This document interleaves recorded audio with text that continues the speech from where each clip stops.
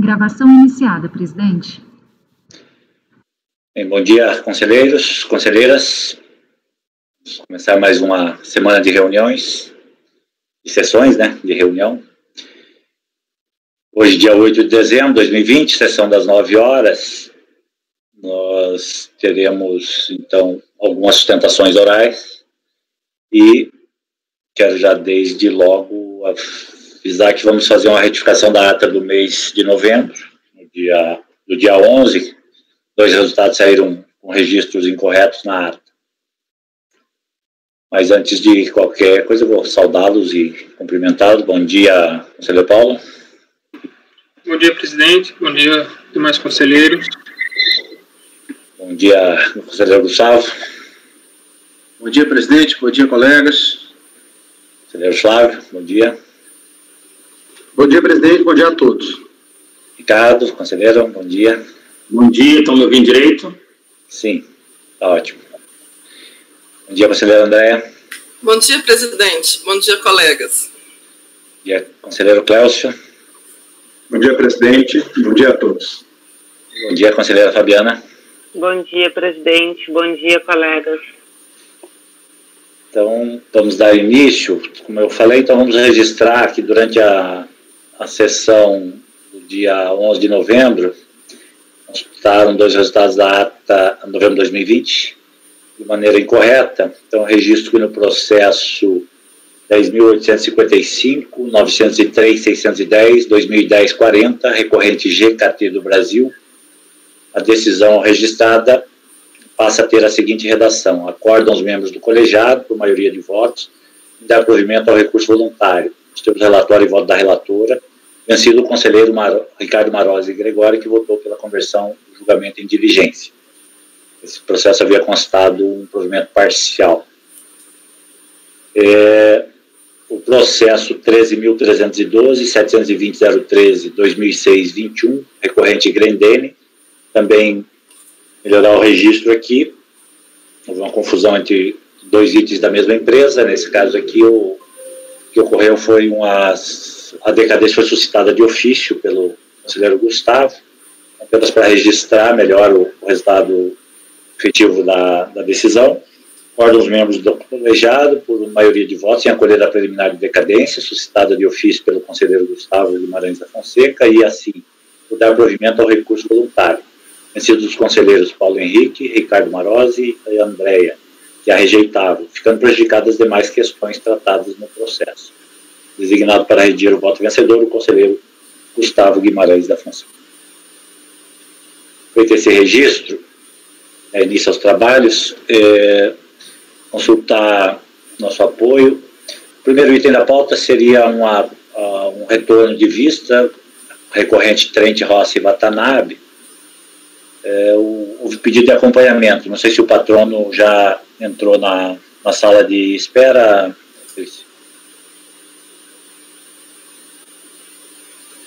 Presidente, o patrono do item 1 não está disponível na sala de espera. Certo. Então vamos aguardar ver se ele entra. Vamos passar para o item 2, que tem pedido de sustentação. O patrono deste processo encontra-se na sala, doutor Igor? Sim, ele está presente. Então, você pode, por gentileza, convocar o patrono? Ok, farei a convocação. Obrigado. Flavinha, para começar pelo terceiro, né?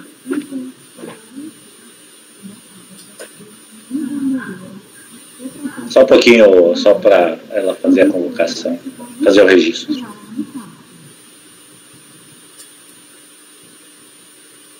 É o 3 ou o 2? Enfim, eu coloquei, vocês podem ver que no número está saldo negativo, qual que eu estou discutindo, 99, 2000, acho que vou começar de 99. Entendeu aí? Acho que é o 3 da pauta. Vou confirmar. Esperar só o patrono entrar aí para a gente organizar. Bom dia, conselheiros. Bom dia. Bom dia, doutor Igor. Bem-vindo. Vamos iniciar, então, os julgamentos do dia com seus processos. Parece que são processos conexos aí, tem uma interseção entre eles. Podemos conduzir de forma que haja uma sustentação única, ou o senhor prefere fazer um a um? Como é que podemos fazer? Perfeitamente. Eu queria só destacar, porque tem um processo, eu acho que é o item 3, o 2010-13, que porque todos tratam de saldo negativo de estimativa de períodos anteriores, né? Só que nesse específico, 2010-13, também tem discussão sobre retenções na fonte. Então, queria fazer só esse destaque, mas podemos prosseguir com a sustentação oral única, e aí eu faço a observação com relação a isso, no final, se for o caso. Tá ótimo. O conselheiro Flávio, o relator, você está falando de começar a fazer o relatório pelo item 3, é isso? A minha sugestão, inclusive, doutor, é a gente começar o julgamento pelo que discute o saldo negativo do IRPJ de 99, que é exatamente esse 2010-13. E aí, enfim, a gente tem uma outra discussão. Tá bom, ok, sem problema. Então vamos ao relatório, conselheiro Flávio. Vamos lá. Trata-se o presente processo administrativo de pedido de compensação transmitido pelo contribuinte Sangat Berga S.A., hora recorrente, através dos quais pretendia quitar débitos próprios concretos relativos a saldo negativo de RPJ, relativo ano calendário 99. Como se observa do despacho decisórios Arado, Florestal, o direito creditório não foi reconhecido, uma vez que a DIPJ transmitido pelo contribuinte não teria que na DIPJ transmitido pelo contribuinte não teria sido apurado o saldo negativo, constava zerado. Em contradição ao valor de 115.643 informado no PERDECOM penalizado. Devidamente estimado, o contribuinte apresentou manifestação de conformidade, no qual alegou, tal como consta no acordo proferido pelo DRJ de Ribeirão Preto, o seguinte: assevera ter direito ao crédito pleiteado, embora este não tenha sido declarado na DPJ. Acrescenta que o erro da recorrente se deu devido à falta de preenchimento da linha 13, ficha 13A da DPJ 2099, na qual deveria ter informado o valor de 115 mil correspondente ao IR-fonte. Para comprovar a retenção alegada, reporta a escrituração contábil fiscal da empresa e comprovante de retenção fornecido pelas instituições financeiras. Depois de ter tentado corrigir o erro em questão na DPJ, mas o sistema da Receita Federal não aceitou o envio eletrônico da declaração retificadora, que apresenta como DOC 7 e da qual constam informações que demonstram as deduções de RPJ devido, quais sejam IR-fonte, IR-incentivo fiscal, IR por estimativa e PAT, que compõem efetivamente o saldo negativo. Salienta não ter utilizado o valor total que tinha direito de IR-fonte, estruturando apenas 115 mil, mas, na verdade, deveria ter informado 134, resultado somatório dos valores dos impostos efetivamente retidos. Defende a prevalência da verdade material, mencionando emendas. Acrescenta que, para a validação do direito creditório, basta que a recorrente, ao alegar o erro do preenchimento das linhas, comprove a existência do IR-fonte. Agora sou eu. Ainda, como demonstrado, na decisão da turma de julgamento da COL, em manifestação de conformidade apresentada em 23 de 4 de 2012, no processo final de 2008-19, que trata do saldo negativo de RPJ no calendário 2002, a interessada também apresentou alegações relativas ao ano calendário 99, foi esse tal daquele processo, retomando apurações desde 94. Cumpre ressaltar, neste ponto, que estão sendo analisados em conjunto ao presente além do processo de 2008-19, que trata do saldo negativo do ano calendário 2002, os processos tais, aí eu cito cada um deles aqui. Será feito de forma conjunta ao presente processo, nesse sentido, a decisão daquele processo também impactará o presente. A DRJ de Ribeirão Preto, ao analisar o apelo do contribuinte, julgou como improcedente. Como se observa no acordo proferido, a turma de julgamento deixou claro, em um primeiro momento, que, em vista dos princípios da instrumentalidade do processo, da economia processual, da verdade material, do contraditório da ampla defesa, assegurados no ordenamento jurídico, entende-se que o erro apontado de deixar de preencher a ficha 13 com o valor das antecipações de IR-fonte pode ser superado por essa instância administrativa, de forma a tornar possível a apreciação do direito creditório utilizado para compensações do débito declarado. Nesse sentido, ao verificar a DPJ do contribuinte, a DRJ demonstrou que, para a formação do saldo negativo, além das deduções de incentivos e isenção, a contribuinte utilizou antecipações a título de estimativa e alega que também antecipação por retenção IR-fonte.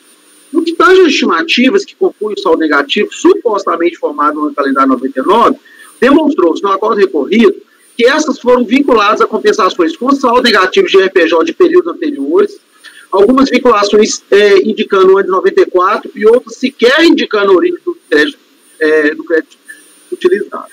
Contudo, invocando a análise realizada pela fiscalização no PA de número 2010-21, a DRJ demonstrou que, naqueles autos, concluiu a fiscalização pela inexistência de crédito saldo negativo de RPJ de 94 e 99. Ademais, a turma de julgamento consignou no voto proferido que apenas a menção à retenção na fonte do ano calendário 94 não é hábil para comprovar a existência do saldo negativo deste período e alterar o despacho decisório, sobretudo se não apresentados em nenhum dos 4 processos mencionados no início do voto elementos da escrituração contábil de 94 que registrassem apuração de crédito saldo negativo de RPJ de 94, nem apuração do estimativo de 99 e sua amortização com o alegado crédito de 94.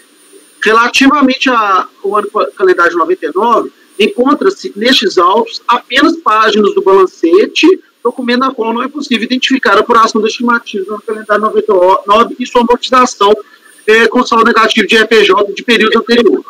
Relativo ao ano calendário 94, relativamente ao ano de 94, nenhum elemento de escrituração é apresentado. Como se não bastasse, a DRJ, depois de demonstrar que houve um lançamento suplementar para o ano calendário 95, via audifração, e que o contribuinte teria requerido judicialmente compensação de valor lançado, afirmou que, ainda que tivesse verificado algum saldo negativo em 94, além da falta de liquidez e certeza, não haveria prova de sua disponibilidade para a utilização na amortização do ano calendário 99, pois há indícios de que retenções na fonte necessárias para a formação do pretendido saldo crédito do ano calendário 94 já teriam sido utilizadas, no todo ou em parte, para amortizar na esfera judicial a exigência do ano calendário 95.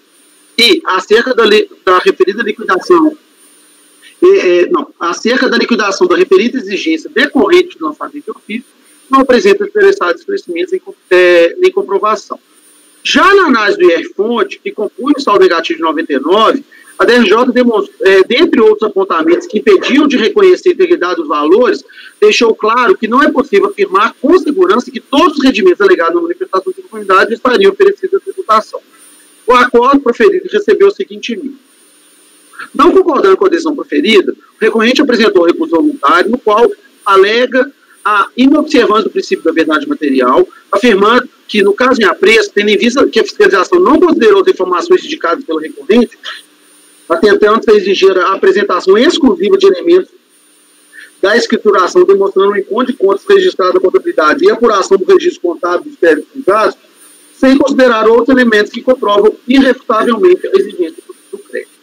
Além dos documentos societários de representação, o recorrente não apresentou nenhum outro documento comprobatório com recurso voluntário. Ato continuado, o processo foi distribuído a este relator para julgamento. Este é o relatório, presidente. Obrigado, conselheiro Flávio. Então vamos à sustentação, doutor Igor. Tem 15 minutos. Se precisar mais algum prazo, aí a gente pode conceder, como são 4 processos. Ok, obrigado, presidente. Bom dia, meus conselheiros. Se trata do processo 10.380.901.743/2010-13, como relatório do Santíssimo Relator. Em 8 de novembro de 2006, foi transmitida pela recorrente o PERDECOMP número 26944-21-2001, final 3602, com demonstrativo de crédito saldo negativo de RPJ do ano calendário de 1999, no valor de R$ 115.643,69, formado inicialmente por retenções na fonte. Em 6 de julho de 2010, foi emitido despacho acessório não confirmando as referidas retenções na fonte.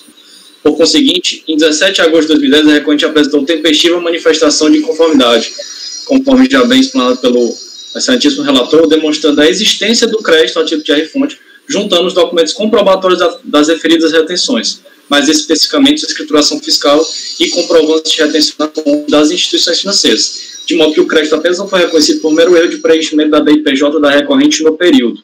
Em 20 de agosto de 2014, foi proferido o acordo número 52893, hora recorrido, por meio do qual a 15ª turma da Delegacia de Ribeirão Preto se manifestou que o crédito de saldo negativo de RPJ do ano de 1999 dizia respeito, na verdade, além das retenções na fonte, também as estimativas compensadas com saldo negativo de RPJ de 94, mas não reconheceu também qualquer valor pleiteado pela recorrente, razão pela qual a recorrente apresentou competente recurso voluntário, o qual está sob análise desta colenda toda.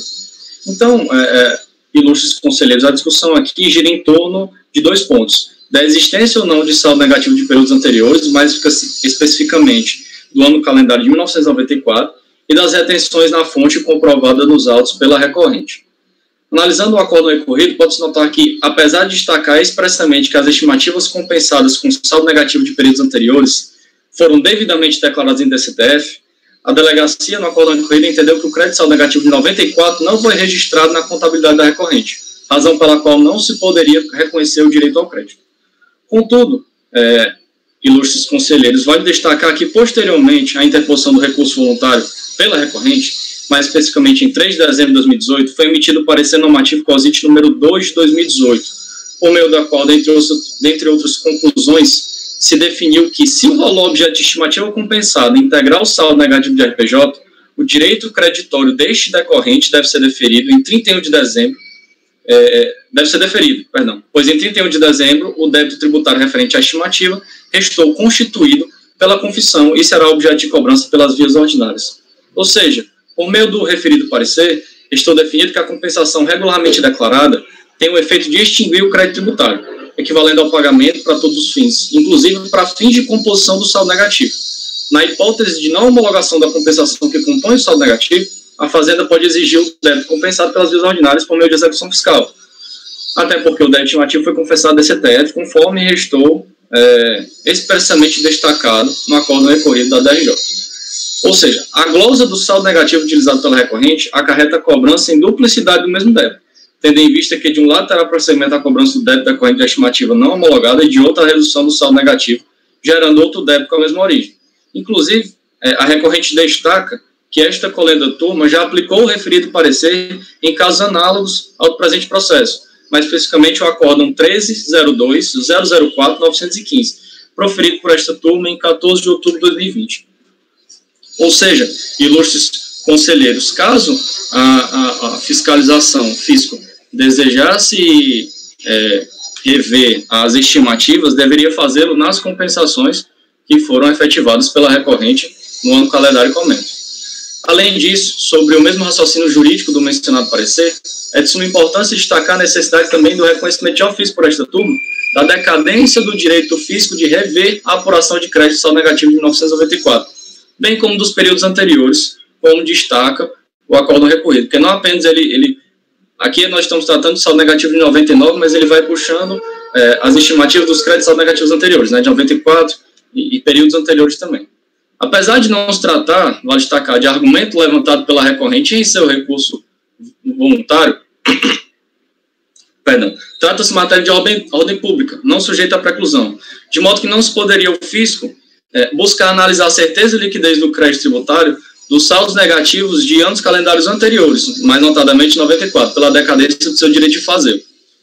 Quanto às retenções na fonte, a recorrente vem destacar que estas estarão devidamente comprovadas documentos acostados aos autos pela recorrente em sua manifestação de conformidade, especificamente sua escrituração fiscal e comprovantes de retenção de instituições financeiras, que são meio de provas idôneas das retenções, conforme a jurisprudência do CARF e princípio da verdade material, que este colégio do Tribunal Administrativo de Recursos Fiscais já decidiu que não é unicamente a DIF que comprova essas retenções na fonte, mas também pode ser feito por outros meios idôneos apresentados pelo contribuinte.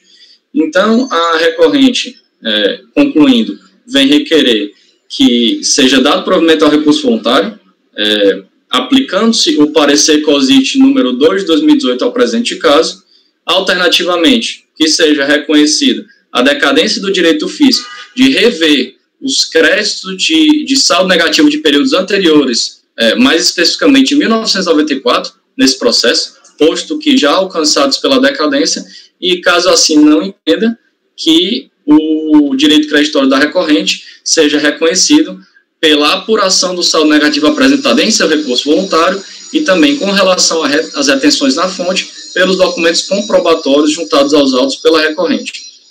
Essa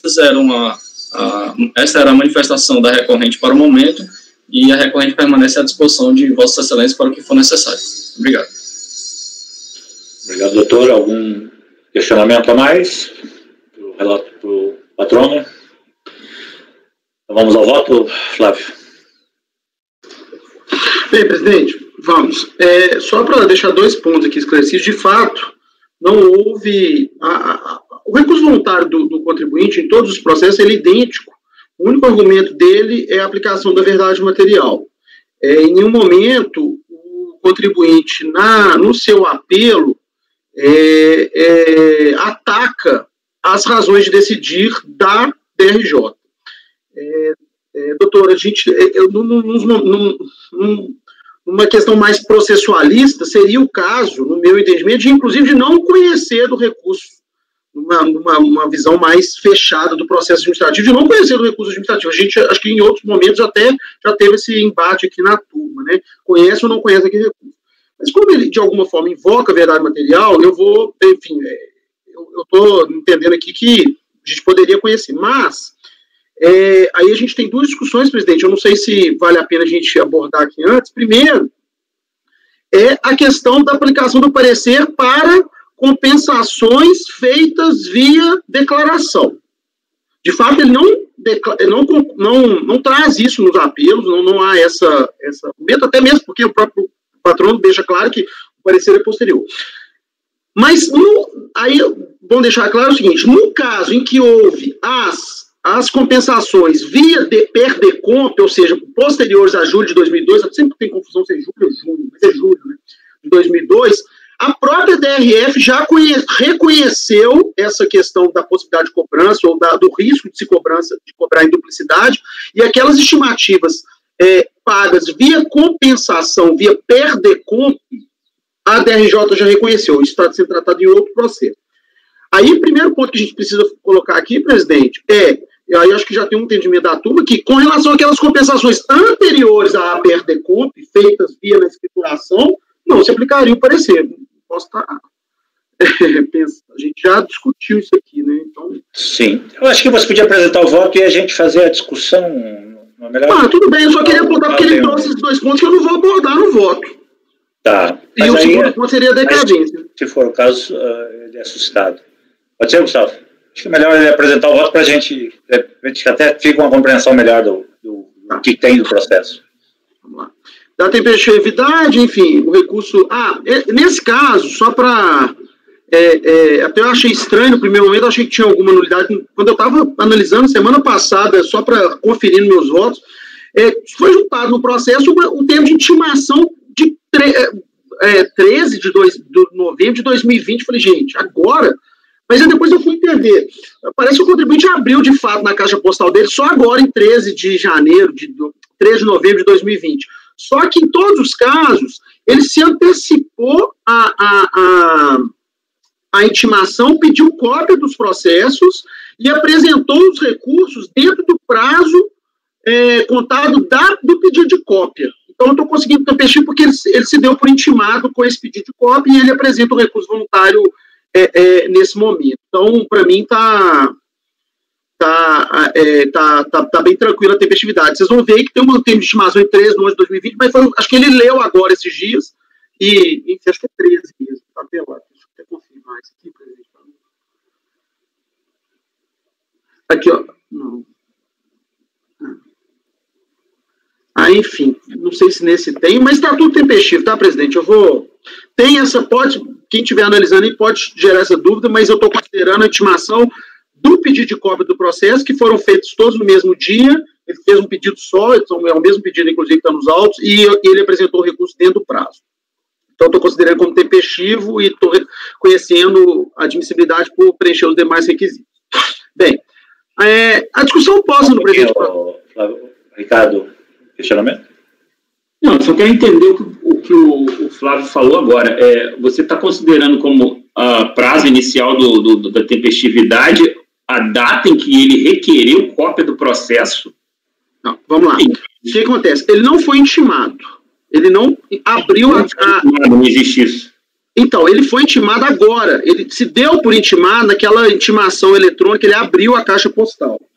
Mas o que eu estou considerando é o seguinte, Ricardo, saiu o acordo da DRJ, logo em seguida, acho que acredito que ele devia estar acompanhando, ele pede cópia do processo, ou seja, ele se dá por intimado com essa cópia e ele apresenta o recurso dentro do prazo de 30 dias do pedido de cópia. Independentemente da intimação dele, ele se antecipa e apresenta o recurso voluntário.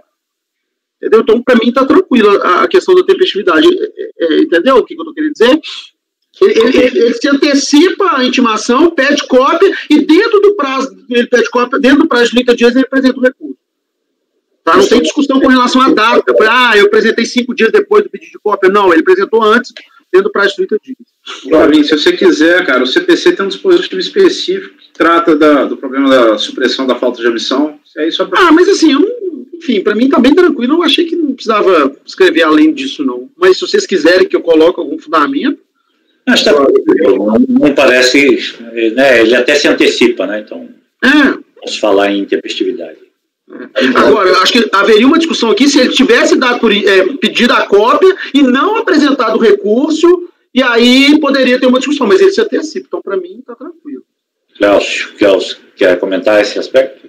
Eu estou com uma dúvida na esteira do que perguntou o Ricardo. Mas quando que ele recebeu pelo processo a intimação? Agora, 2020. Não, ele deve ter sido intimado antes, gente, só que deixaram de juntar o documento ao processo. Não, Ricardo, Gustavo, eu no primeiro momento eu falei, poxa, achei até que alguma coisa em despacho, eu vou te mostrar aqui, tem um documento. Flávio.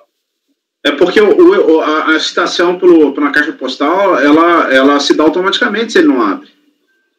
Então, ele foi intimado antes, só não juntaram o comprovante. Nesse caso, aplica o CPC. Falta de intimação é suprida pela primeira manifestação da parte voluntária nos autos. Então, mas se ele foi intimado pelo processo logo depois da decisão da DRJ e apresenta... Não tem prova disso. Esse é o problema, não tem prova. Não tem prova? E Cleus, se você pegar isso, a sessão da DRJ foi 20 de agosto de 2014. Ele só foi intimado agora pelo processo? Só foi intimado agora pelo processo? Não, ele só leu na caixa postal agora. A sessão da DRJ foi 20 de nove de 2014. No dia... Não, eu estou falando desse caso que a gente está agora. Foi 20 de 8 de 2014.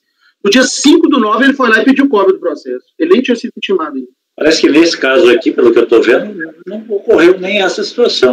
Não, nesse não, presidente, é nos outros. Esse aqui, acho que nem tem essa situação. Quer ver, nos outros tem, com certeza. Mas eu acho que o raciocínio é o seguinte, não tinha prova da intimação. O contribuinte foi lá, pediu cópia e apresentou o recurso antes de qualquer ato ou que haja registro nos autos. Eu considero tempestivo, acho que não me parece grandes complexidades, né? Não, também não. Só a partir de exemplo... O Flavinho é bem cuidadoso aí para colocar... Ô, Cleus, só a título de exemplo, o documento, se você pegar o processo 2010-21, que também é desse contribuinte, logo depois do acordo de manifestação de inconformidade, tem um termo de abertura de documento. Se você pegar isso aí, você vai ver que a intimação correu agora, 13 de... Não está abrindo aqui, no meu processo de um choque. Eu já entendi. Pela cronologia que você apresentou, ele interpõe o recurso voluntário em menos de 30 dias até da sessão, né? Flávio, você considerou algum feriado nessa sua contagem aí? Mesmo considerando essas datas que você apresentou? Não, a única questão que eu considerei, Ricardo, é que 5 de 9, que foi quando ele pediu as cópias, era uma sexta-feira. Então a contagem foi a partir do da segunda, do primeiro dia útil. Aí dá certinho no dia 8 de setembro. Tá ficando maluco aqui, mas eu estou contando 30 dias no dia 7 de outubro. 5 do 9, não, mas 5 do 9 foi sexta. Começa a contar dia 8. Pois é, faz a conta aí de novo, por favor.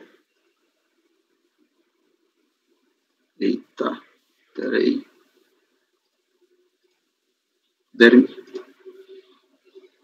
2014.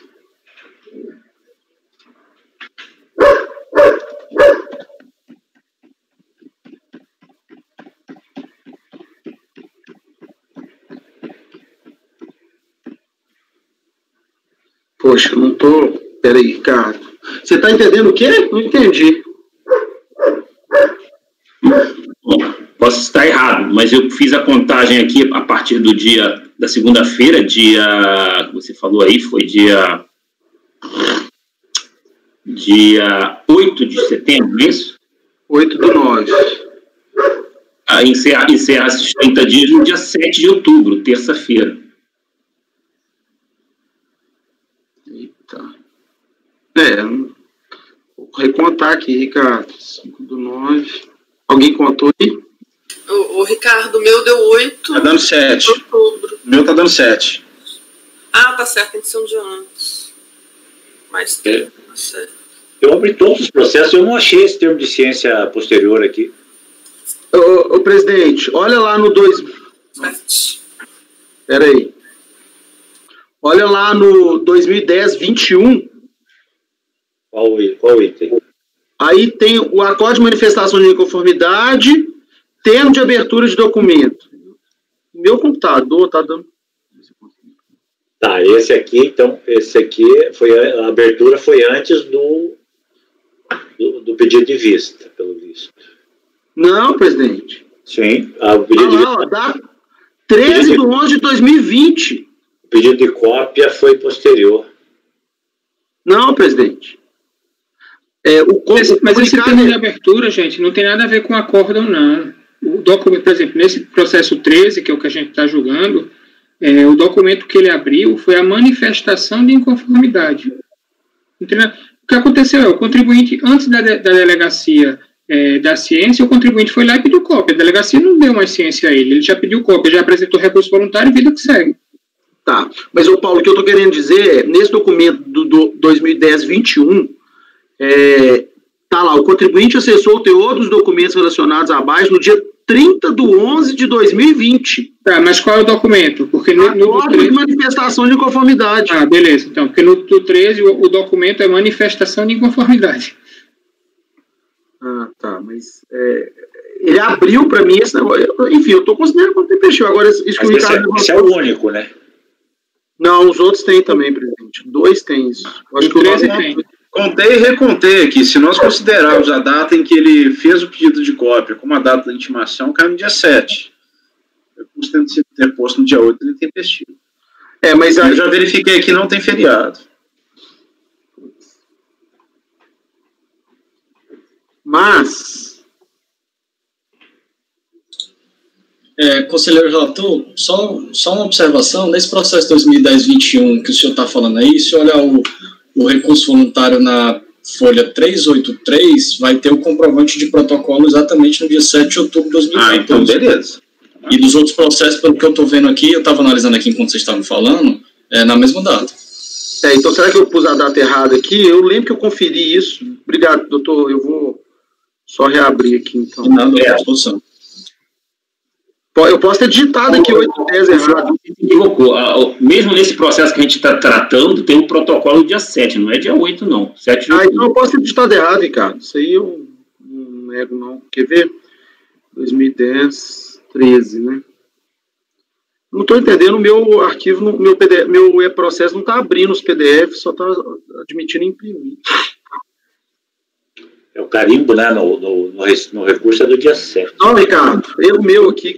Erro meu, dia 7, digitação errada, dia 7/10. Eu lembro que eu olhei isso, contei e recontei. É dia 7. Desculpa, gente. Então está superado, né? Essa questão da tempestividade, correto? Tá, desculpa aí, gente. Desculpa a falha. Vamos lá, voltando ao voto. A discussão posta no presente processo versa basicamente sobre o não reconhecimento de direito creditório indicado pelo recorrente e pedido de compensação apresentado para quitar débitos próprios. Como demonstrado acima, o direito creditório invocado nos pedidos de compensação seria relativo a saldo negativo de RPJ, formado no ano calendário de 99, saldo este composto por retenções sofridas pelo contribuinte no decorrer do ano e por estimativas supostamente quitadas via compensações realizadas na sua escrita na escrita contábil do recorrente, nos termos da legislação então em vigor. Contudo, como a DPJ apresentada pelo próprio contribuinte não indicava a existência de saldo negativo no período, o direito creditório não foi reconhecido e, por consequência, a compensação não foi homologada. Quanto à manifestação de conformidade, o recorrente alegou que cometeu um equívoco no preenchimento do DPJ, uma vez que não teria indicado na linha 13, ficha 13A da DPJ 99, o valor de 115 mil correspondente ao IR-Fund.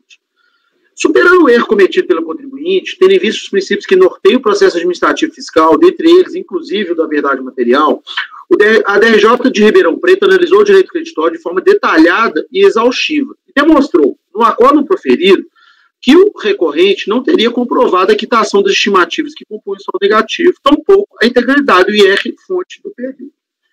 Na decisão proferida, a turma de julgamento do acórdão deixou claro quais seriam as fragilidades do apelo, aduzindo pela necessidade de apresentação de documentação hábil e idônea para comprovar a existência do saldo negativo de RPJ invocado como direito creditório.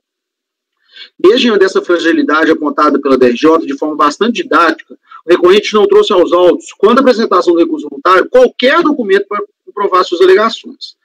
Por outro lado, como relatado acima, no apelo apresentado, o recorrente não ataca a fundamentação do acórdão proferido, invocando apenas a aplicação da verdade material. No recurso voluntário, não foi apontado sequer a documentação que poderia comprovar, de alguma forma, o direito creditório. Aí eu trago aquelas minhas considerações aqui sobre o princípio da verdade material, presidente, acho que não preciso ler ou... Não, né? Tá.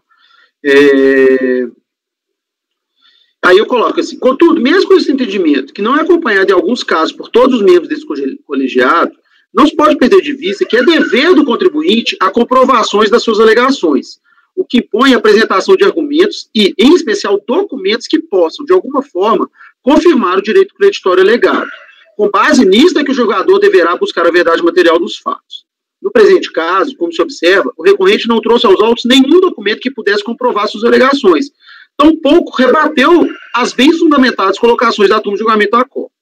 Nesse sentido, só com as provas carregadas aos autos, com a comprovação necessária, é que teria o julgador administrativo condição de analisar a existência do crédito, inclusive com a determinação, se fosse o caso, de realização de diligência para que se pudesse confirmar alguma informação necessária ao deslize da discussão administrativa. O que não se pode admitir é que, arrimado apenas o princípio da verdade material, o contribuinte se furte da demonstração e comprovação do direito creditório, com a alegação equivocada, data vênia, de que a fiscalização ou a turma de julgamento da COR não teriam considerado suas alegações. Por todo exposto, votos por negar provimento ao recurso voluntário. Bem, presidente, eu estou alegando porque, para mim, o contribuinte se furtou, principalmente aqui, a rebater as colocações da DRJ. Eu repito, o acórdão da DRJ está muito bem fundamentado, ele demonstra as razões pela não existência do saldo negativo, o contribuinte não fala absolutamente nada sobre isso.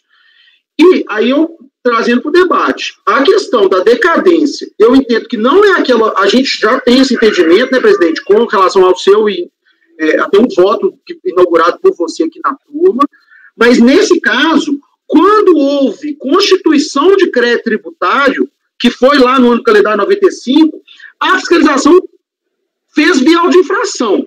E aí, se tem decadência na constituição do crédito tributário daquele saldo negativo, é naquele auto de infração que deveria, pelo menos no meu sentido, ser abordado.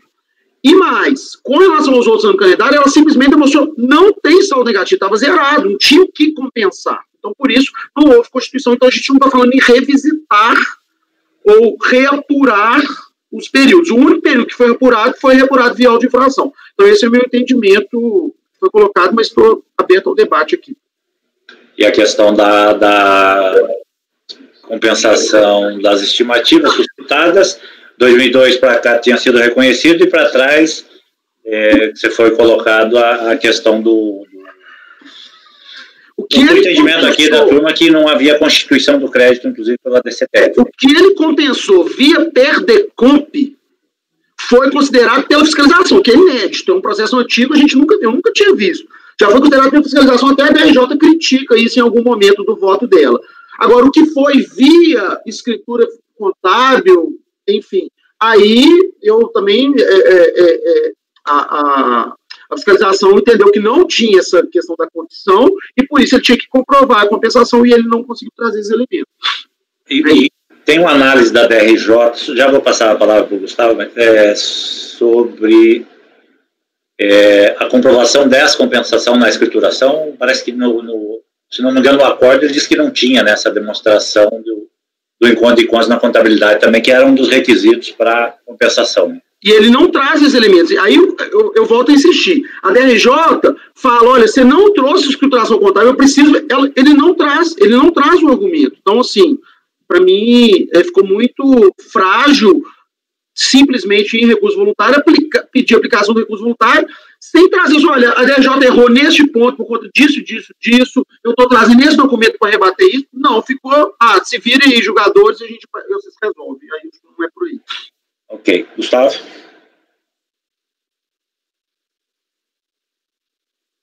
Microfone, Gustavo.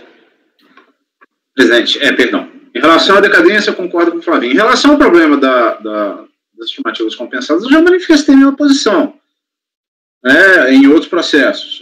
Eu tenho uma posição que eu já prometi que eu vou revisar, mas eu ainda manifesto a impossibilidade de se revisar essas compensações, porque se não se aplica o parecer, tem que se reconhecer que essa revisão teria que ser feita via lançamento. O problema isso não foi arguído.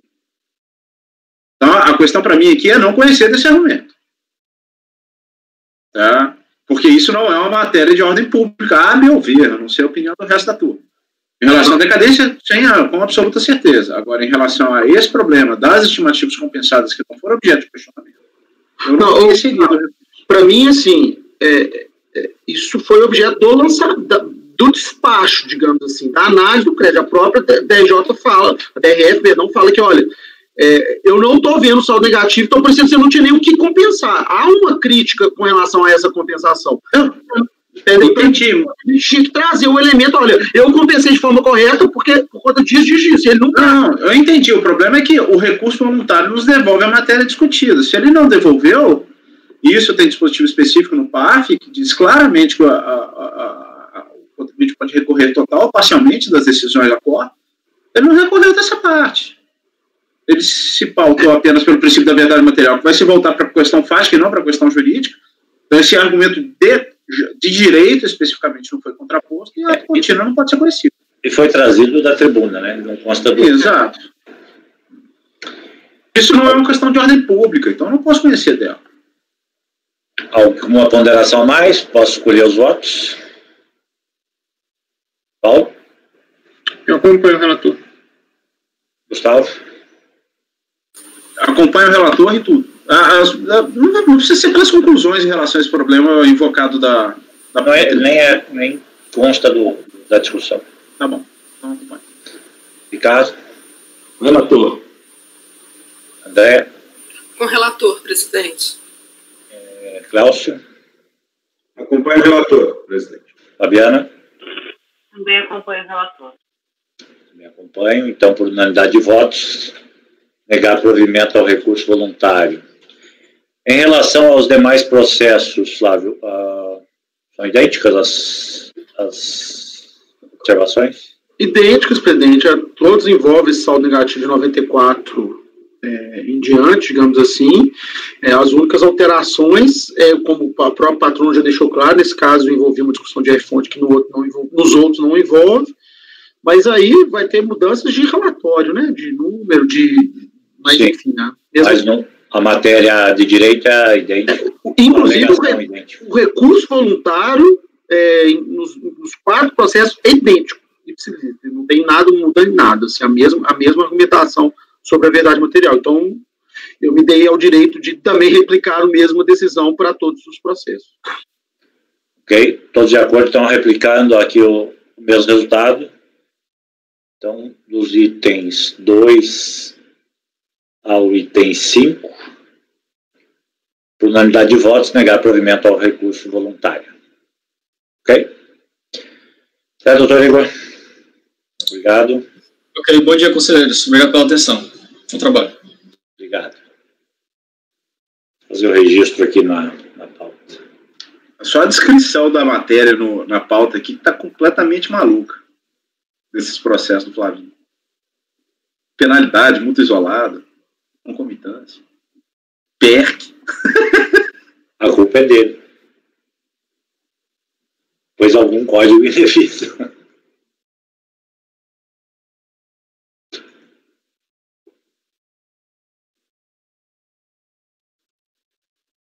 Mas no primeiro momento, presidente, eu tinha classificado esse processo como um processo difícil mesmo. Eu até cheguei a comentar com você. Mas aí, na hora, até eu entender isso tudo e chegar nessa conclusão, foi difícil. Mas depois a coisa se tranquilizou. Mas eu tinha colocado ele como difícil. Eu acho que eu já vejo perder corpo lá e já fico. É difícil. O que o Gustavo chamou a atenção aqui é ele ficou como se fosse PERC esse processo. Algum código que você indicou aí que... Esse foi PERC, os lá de baixo são concomitância de multa de ofício com multa isolada. Desse do Sangate? Não, todos eles. Não, aqui ó. O 2 é PERC, o 3 é PERC. Aí embaixo o 4, multa isolada. Não é possível que eu ia assim, mas o 5 é multa isolada. É verdade. Aqui o código da alegação está...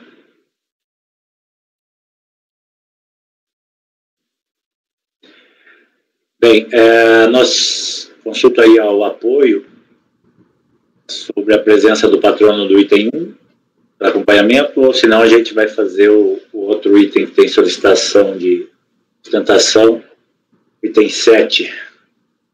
Presidente, o doutor Giancarlo do item 1, ele já está presente na sala, ciente que chegou atrasado, informou que poderia ficar por último, eu informei que a decisão seria do senhor.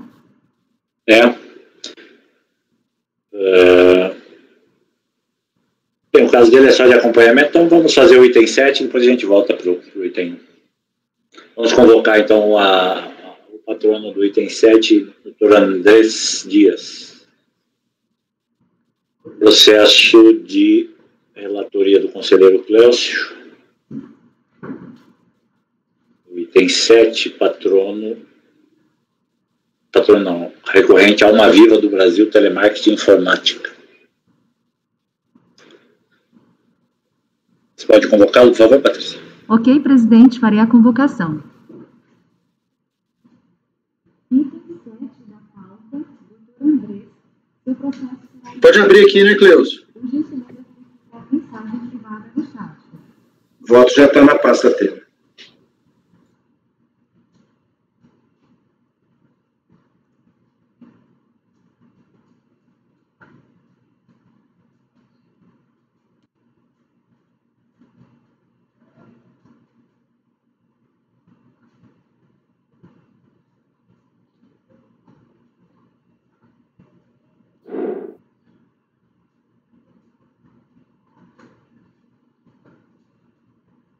Item 7 da pauta, doutor Andrés, o processo será julgado agora e gentileza verificar a mensagem privada no site.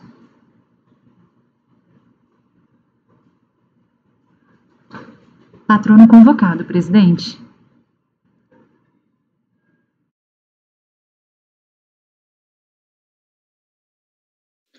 Obrigado, Patrícia.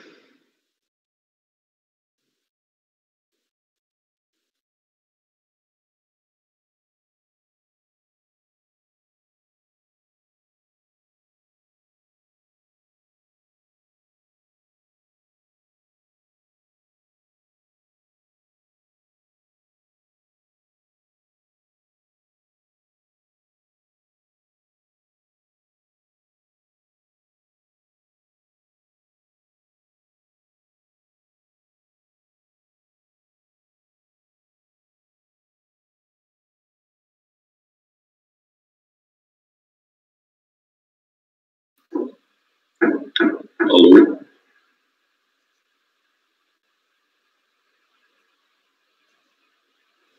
Bom dia, doutor. Oi, bom dia. Eu estou com um problema no meu vídeo. Às vezes tem um problema no inicial, às vezes tem que sair e voltar, se o senhor quiser tentar novamente. Eu vou fazer isso então. Tá fechada a câmera dele.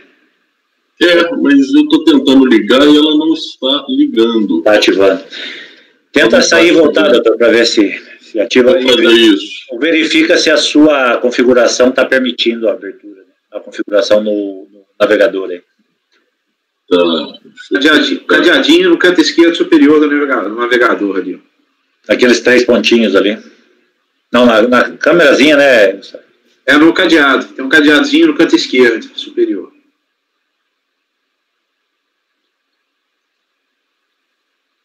Eu vou ter que sair. Viu, doutor? Se o senhor quiser clicar nesse cadeadinho antes do nome pois ele tem ali, se o senhor clica com o botão direito mesmo, ele vai abrir se a conexão é segura e se está permitido câmera e microfone nesse site. Qual cadeadinho? Um cadeado do lado antes de HTTPS deve aparecer tem um cadeado. Ok. A conexão é segura, permitir câmera e microfone. Está permitido? Está como permitir? Está tudo permitido aqui. Então o problema é a conexão mesmo, tenta de novo. Eu vou ter que sair e entrar, ok? Ok, a gente aguarda. Só um minutinho, obrigado, muito obrigado.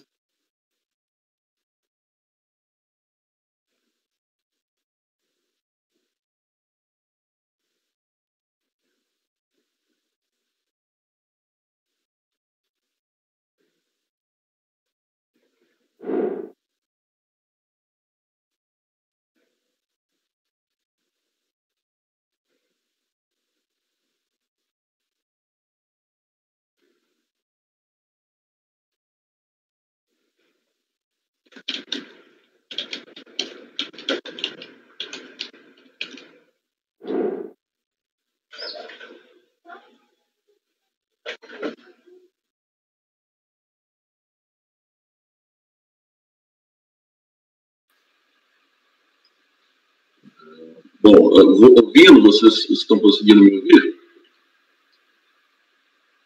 Bem, não. A câmera continua fechada, doutor.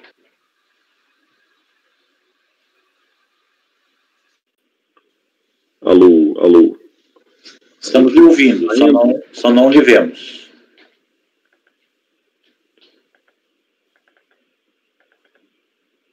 Agora, olha, tinha conseguido. Aí, agora. O som está saindo? Sim. Sem som? Não, estamos lhe ouvindo. Está nos ouvindo? O senhor nos ouve? Alô? O senhor nos ouve? Sem som? Alô, doutor? O senhor nos ouve? Putz, o que será isso, meu Deus? Ele tem que configurar agora o microfone dele, presidente. Ele não está ouvindo. Ele não está nos ouvindo porque a saída de áudio dele não está configurada, provavelmente. Porque como ele está com o microfonezinho no ouvido, ele fala os dois. Então ali, o microfone e o áudio está saindo ali. Presidente, tenta mandar um direto para ele. Agora aparecia som? Nós estamos lhe ouvindo. O senhor nos ouve? Eu agora estou escutando bem.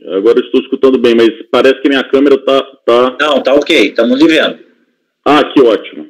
Então, que bom. Era uma configuração do meu browser aqui. Eu tive que desinstalar e instalar de novo. Não, agora tá ok. Me desculpe. Vamos lá, senhor presidente. Aqui temos que nos adaptar a essas novas... A essas modernidades, né? Vamos lá. Então, doutor Andrés, nós vamos iniciar, então, o julgamento do processo pelo relatório. O doutor Cláudio vai fazer a leitura do relatório, aí eu lhe franqueei a palavra, tá certo? Muito obrigado. Peço que mantenha o microfone fechado até para evitar interferências, tá? Tá ok, combinado. Vamos lá, Cláudio. Bem, presidente, colegas conselheiros, trata-se de recurso voluntário interposto contra a decisão da DRJ, folhas 210 e 230, que julgou improcedente impugnação apresentada pela contribuinte contra auto de infração que constitui o crédito tributário de R-fonte e imposição de multa de 75% referente à remuneração de terceiro no exterior. Em resumo, narra o termo de verificação fiscal, folha 716, que a empresa foi fiscalizada em relação a remessas de valores que teria realizado para pessoa jurídica coligada situada no exterior, na Itália, referente ao ano calendário de 2010. Intimada para esclarecer os fatos, a empresa argumentou que não realizou exatamente remessa de valores para remunerar outra empresa com qualquer intuito mercantil ou finalidade lucrativa.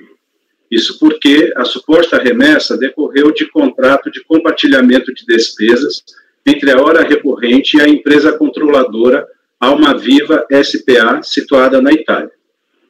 O mencionado compartilhamento de despesas se deveu ao fato de a empresa controladora ter cedido funcionários para a controlada no Brasil, os quais foram remunerados pela controladora. A controlada, ora recorrente, ressarciu a controladora por essas despesas, creditando e remetendo os valores respectivos em cumprimento do citado contrato.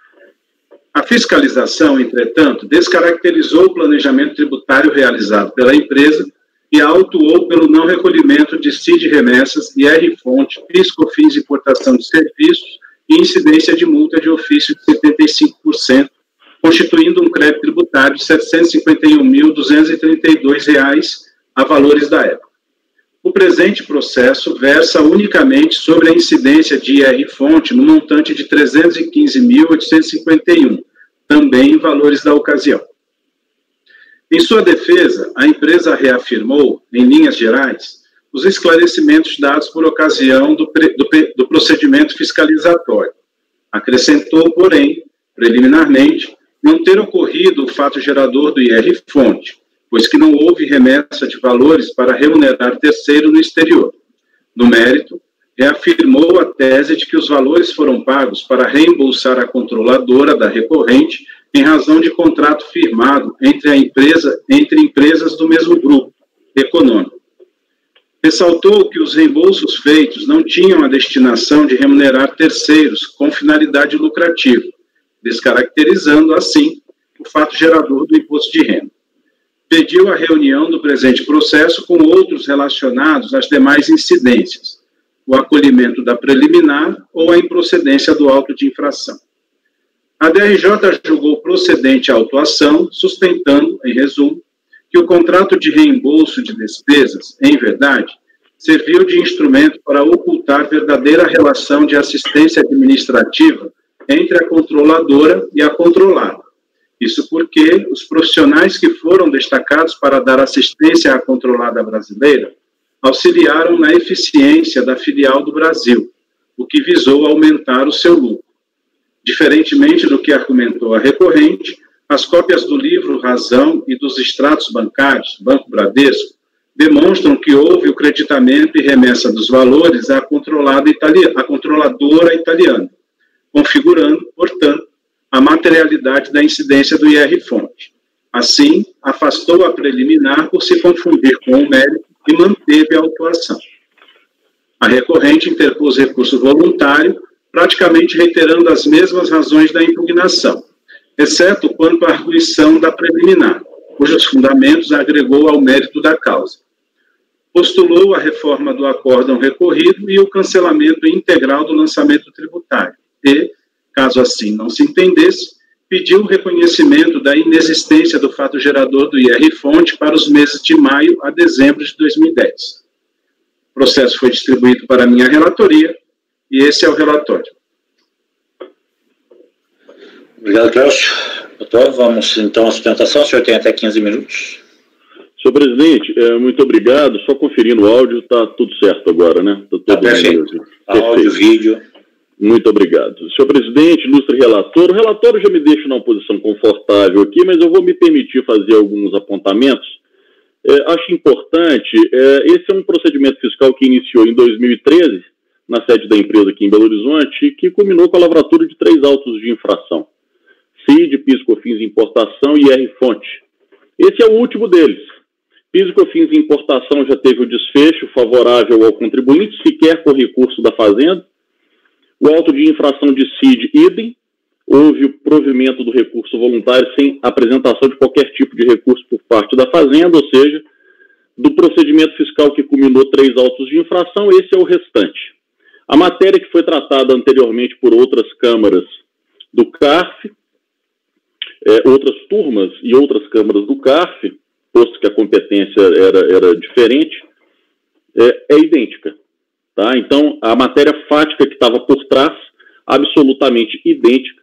O que diferenciava era apenas e tão somente o imposto que estava sendo cobrado, que está sendo cobrado agora, no caso, o imposto de renda-fonte.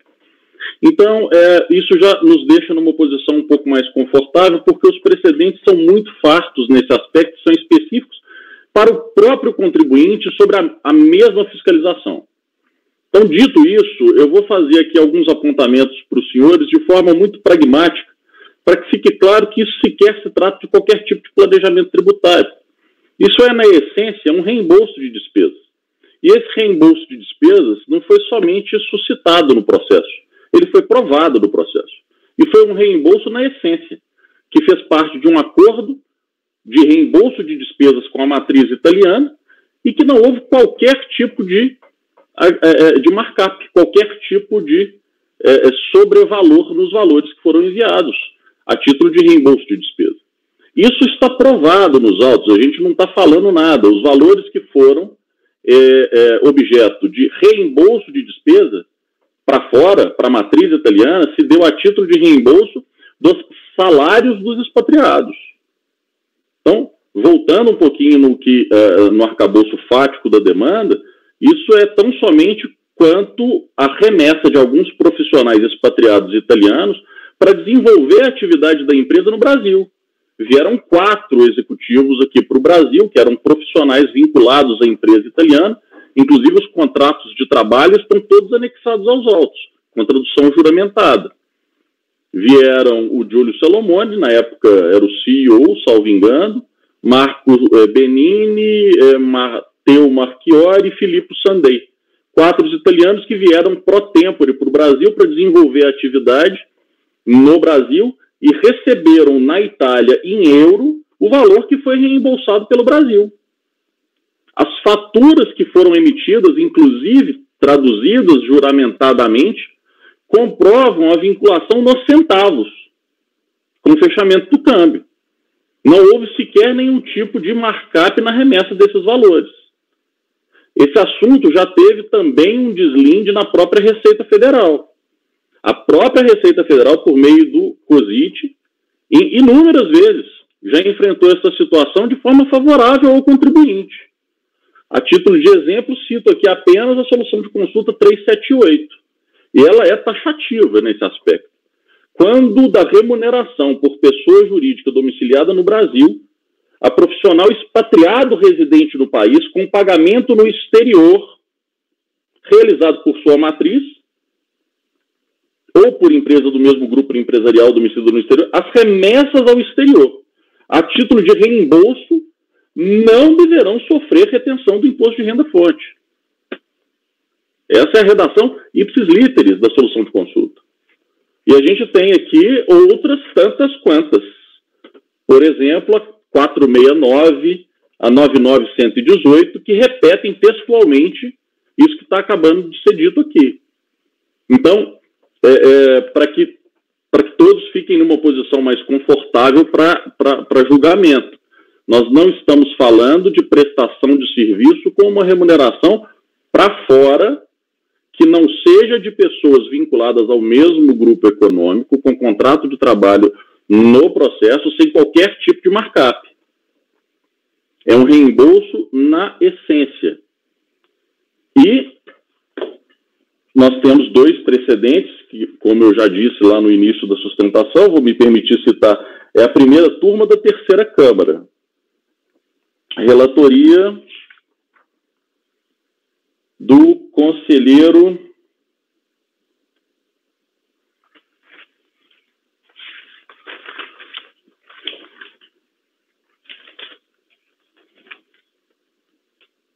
Valcir Gassen.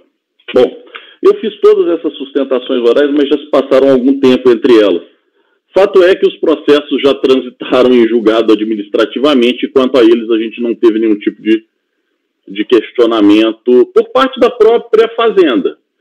Tá bem? Eu vou me deixar à disposição dos senhores, a documentação está toda separada por folhas do processo. Caso os senhores tenham alguma dúvida, eu vou me deixar inteira à disposição para qualquer tipo de esclarecimento. Tá bem? No mais é isso, senhor presidente. Não vou tomar mais o tempo dos senhores, não. Bom dia a todos. Obrigado, doutor. Algum questionamento? Vamos ir, então, ao voto. Senhor Cléucio. Bom, o recurso é tempestivo. Além disso, a matéria que constitui objeto está contida na competência da sessão. Eu estou tomando conhecimento do recurso, presidente. Mérito. Conforme se observa do relatório, a controvérsia se resume à incidência ou não de IR-fonte por pagamentos realizados à empresa controlada no Brasil à sua controladora, sediada na Itália, em razão de contrato que tinha por objeto ressarcir despesas da controladora com o pagamento de mão de obra cedida à controlada brasileira. De acordo com a decisão recorrida, a incidência do imposto procede, pois, conforme teria restado comprovado pela fiscalização, o contrato de compartilhamento de despesas entre a controlada brasileira e a controladora italiana serviu, na verdade, para ocultar prestação de serviço de assistência administrativa da controladora para a controlada brasileira.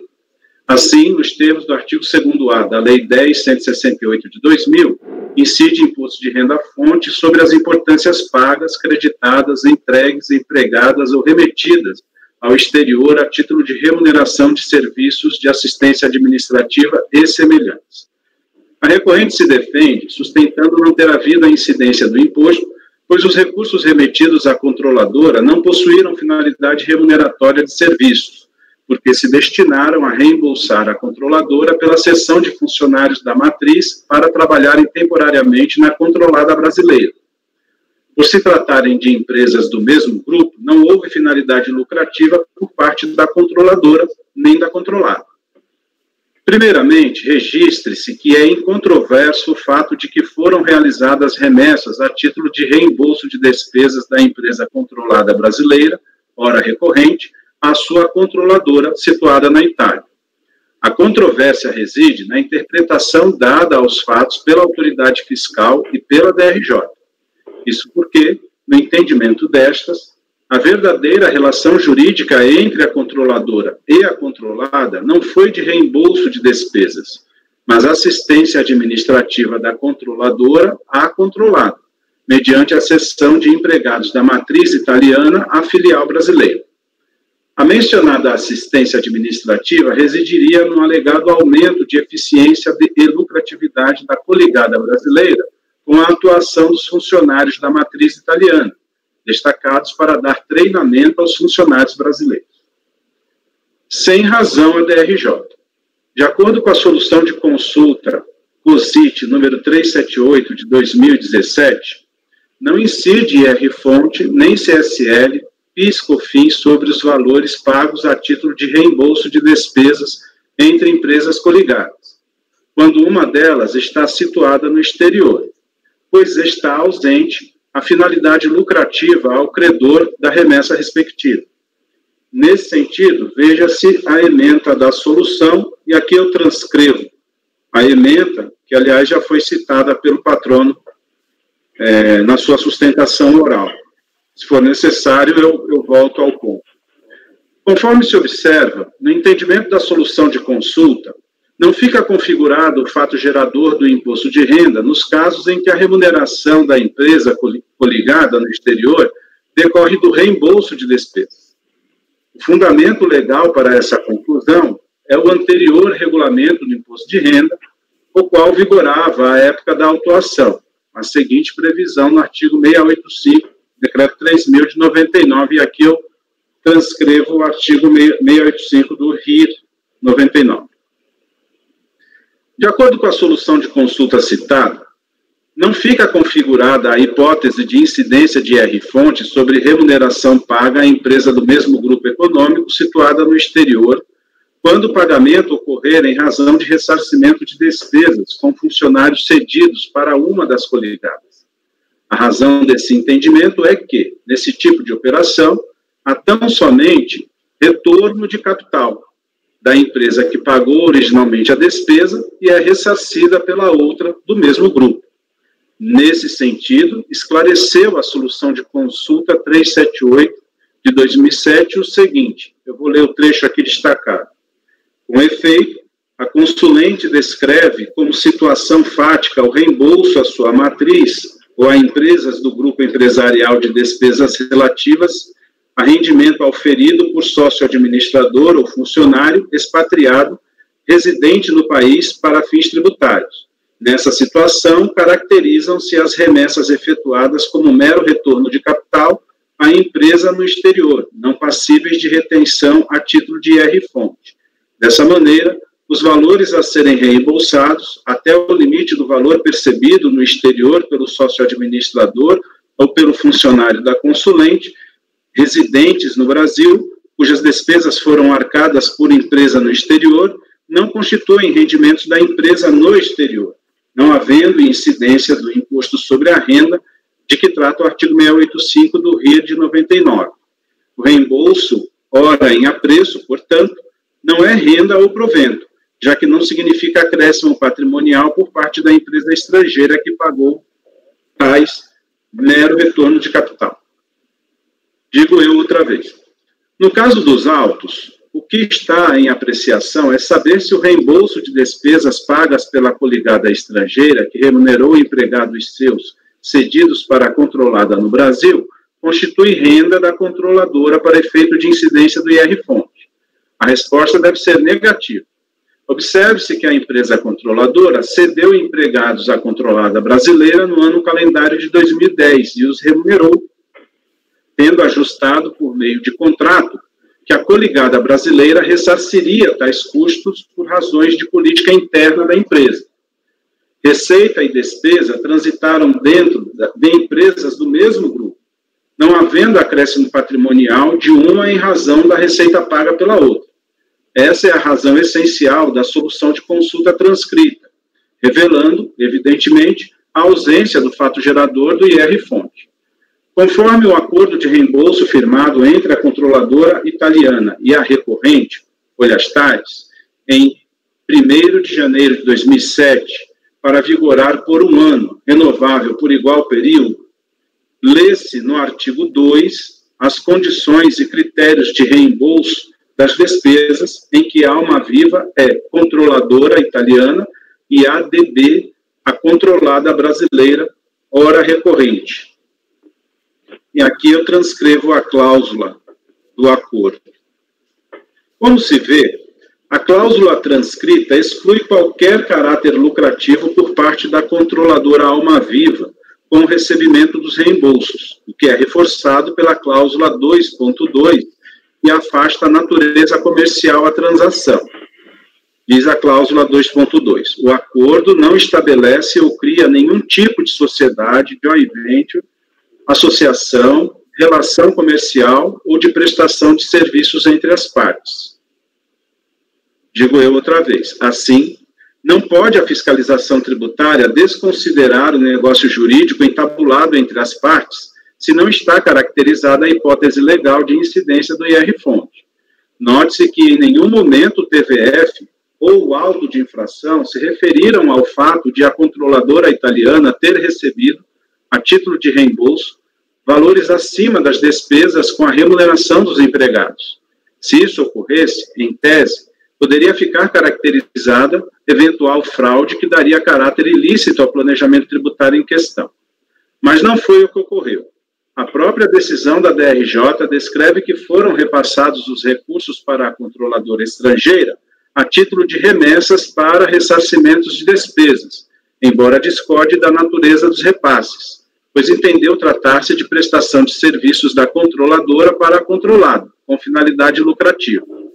Veja-se o seguinte excerto da decisão recorrida que, analisando a contabilidade da empresa e os valores remetidos, conclui que se trata de repasses vinculados aos reembolsos das despesas com mão de obra e não receita com finalidade lucrativa, ou superior ao montante das despesas. E aqui eu vou ler só o trecho que está grifado. Como se vê, em 14 de setembro de 2010, está registrada uma remessa de 2.700.000, estando explícito que se trata de débito para pagamento aos sócios. Volto eu a dizer. Vê-se, portanto, em que pese o entendimento da DRJ de que tais reembolsos, em verdade, constituíam remuneração por prestação de serviços da controladora para a controlada, não há indicação de que teriam sido pagos valores acima do montante das despesas com mão de obra.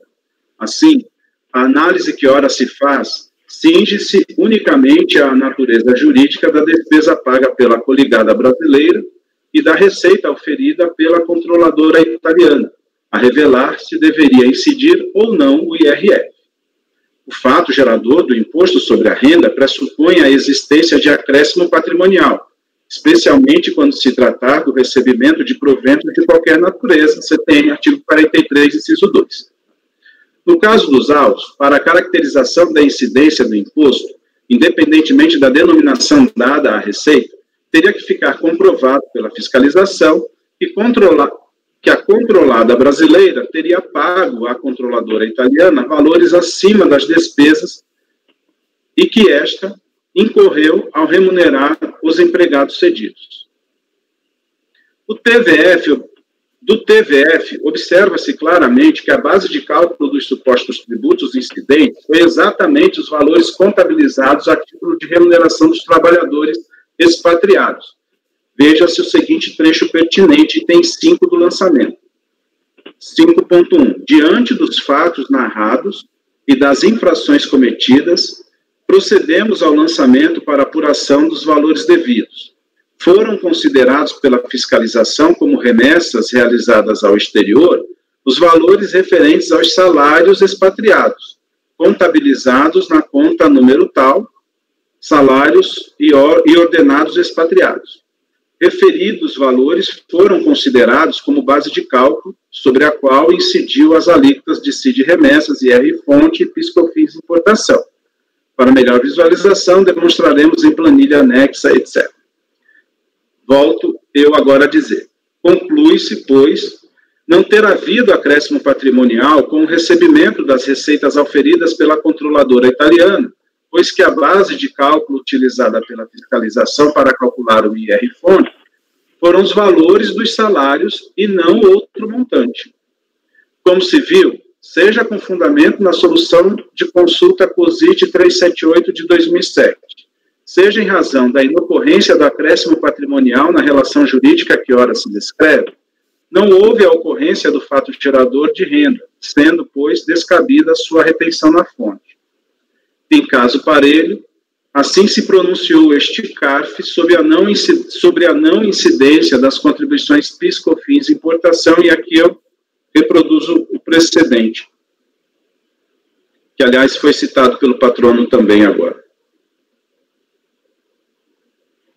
Digo eu, de acordo com o que restou decidido naquele precedente, o reembolso de despesas da coligada brasileira controladora no exterior não possui natureza de importação de serviços, exatamente porque não há prestação de serviços na espécie. É exatamente a controvérsia deste processo. Por fim, registre-se que, embora a solução de consulta COSIT 378/2007 tenha respondido o questionamento em que o empregado expatriado saiu do Brasil para trabalhar na coligada situada no exterior, de modo que esta foi quem remunerou os empregados e a coligada brasileira depois a ressarciu, nada obsta à aplicação da inteligência da citada solução de consulta. Isso porque o fundamento para a não incidência do IR-fonte é a ausência de prestação de serviços a justificar a incidência de IR-fonte a título de receita tributável por essa prestação. Tanto no caso destes autos, quanto na questão referente à solução de consulta, caracterizou-se simples reembolso ou retorno do capital despendido pela controladora para pagamento de despesa, concessão de trabalhadores em favor da controlada. Concluo, portanto, o seguinte: diante do exposto, conheço do recurso e voto por dar provimento, reformando-se a decisão de primeira instância para excluir a incidência de IR-fonte sobre os reembolsos de despesas realizados pela recorrente à controladora italiana. Esse é o voto, presidente. Obrigado, Clécio. Então, o relator está votando por dar provimento ao recurso. Só observando aqui no seu arquivo, quando for gerar, tomar cuidado aqui que o seu nome ficou isolado do todo o texto ali no final, para não, quando for formatar, para não ficar só um nome perdido, né? O nome solteiro lá embaixo, né? Isso, fica um negócio meio estranho. Algum questionamento? Podemos escolher os votos? Paulo? Eu acompanho o relator, só destacando que realmente a matéria é inédita pelo menos para mim, eu nunca tinha abordado, e que pode ser que em algum caso, né, esse suposto reembolso de despesas possa estar escondendo de fato a prestação de serviço, né? Então, assim, vai ter que ser analisado realmente caso a caso, não uma tese, né, que possa ser fixada independentemente das provas, mas aqui aparentemente realmente houve apenas o reembolso das despesas, então eu acompanho o relator. Ok, Gustavo. Como colocou o Paulinho, se houver uma prova robusta sobre uma possível dissimulação aí do fato gerador, aí sim a gente poderia rever. Até porque o Cleócio até aplica a solução de consulta aqui por analogia muito correta. O voto dele ficou muito claro nesse sentido. Então, eu acompanho o relator, presidente, e parabenizo o Cleócio pelo voto. Ricardo? Peço vênia ao relator, mas eu discordo, eu nego o provimento. André? Não, Flávio, desculpa. Desculpa, André. Presidente, eu primeiro parabenizo o Cleócio pelo voto, eu já fiz alguns estudos sobre esse tema, concordo com ele, e também concordo com o Paulo e com o Gustavo. É claro que a gente, em eventual caso em que haja uma prova da fiscalização de que não é reembolso, ou que o contribuinte não traga elementos suficientes para demonstrar que é reembolso, a situação pode ser diferente. Aqui não é uma tese que se vai aplicar para todos os casos. Cada caso tem que ser analisado individualmente. Mas aqui, no caso, eu analisei os documentos, para mim está muito bem provado que se trata de reembolso de despesas e por isso não há que se falar em incidência do IR-fonte. Então, eu acompanho o relator. Ok. André? O voto foi muito claro na análise efetuada. Eu acompanho o relator. Fabiana? Também gostaria de parabenizar o Cleócio, está muito bem explicado as circunstâncias do caso. Também, para mim, é novo, nunca tinha enfrentado essa matéria. Ficou muito claro, eu acompanho o relator. Também vou acompanhar o relator, parabenizar também pelo voto, muito bom. E acompanhar, inclusive, as observações aí feitas pelos demais conselheiros quanto a possíveis aplicações dessa jurisprudência em outros casos, né? Sempre ressalvar. Então, vai ficar por maioria de votos, dar provimento ao recurso.